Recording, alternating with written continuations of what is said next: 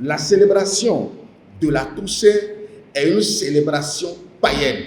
La fête de Toussaint, célébrée chaque 1er novembre selon le calendrier romain, n'est pas biblique. Le prophète Justin, Olaniyan de l'Église universelle pour la restauration de la vision divine, l'a martelé en ce 5e jour du mois de Kislev, ARS 18, soit le dimanche 30 octobre 2022, à l'occasion d'une conférence de presse, une rencontre avec les hommes des médias qui s'inscrit dans le cadre des nombreuses actions menées par le URVD pour restaurer la vérité divine. Dieu qui donne la vie, qui est la vie, ne peut jamais permettre à ses enfants d'aller se rallier à l'esprit de mort. La fête que la Rome nous a programmée les 1er novembre, c'est pour nous amener à aller réveiller les esprits des morts de nos parents défunts. Et lorsque ces esprits de mort viennent recevoir l'adoration, c'est ces esprits de mort qui viennent verser du sang en décembre, en janvier, tous ces cas, tous ces fléaux que nous observons, tous ces cas d'accident, tous ces fléaux d'incendie, tout ce que nous observons, la catastrophe que le monde vit de novembre en janvier, où on dit que c'est Dieu qui est en train de faire d'inventaire. Je vous le dis, Dieu ne peut jamais faire d'inventaire avec le sang humain.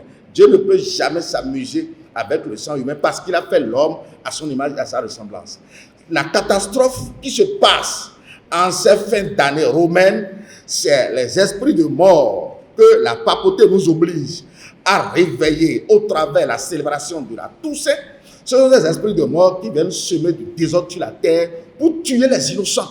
Celui qui va à la célébration de la Toussaint donne adoration déjà au même fétiche qu'il avait refusé depuis la maison de son père, depuis la maison de sa mère, depuis tout ce qu'il avait rejeté quand même pour venir dans l'église. Celui qui célèbre la Toussaint accepte encore les mêmes choses sans le savoir. Au cours de sa présentation, l'homme de Dieu a d'abord permis à l'assistance de savoir ce qu'est une fête. Le prophète Justin Olaniyan renseigne qu'une fête a 2 phases, celle physique et celle spirituelle. Les enfants de Dieu ne sont pas privés des moments de réjouissance, rassure-t-il. C'est pourquoi Dieu lui-même a recommandé 3 célébrations.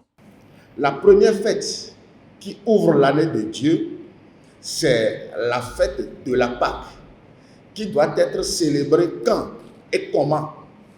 La Pâque de Dieu doit être célébrée dans le 1er mois de Dieu, plus précisément à sa date 14. Mieux, Dieu est allé jusqu'à donner l'heure où cette fête doit être célébrée. Dieu a sa Pâque. Le monde aussi a sa Pâque. La deuxième fête, qui est la vraie Pentecôte.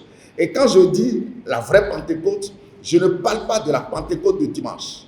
Parce que la Pentecôte de dimanche ne vient pas de Dieu.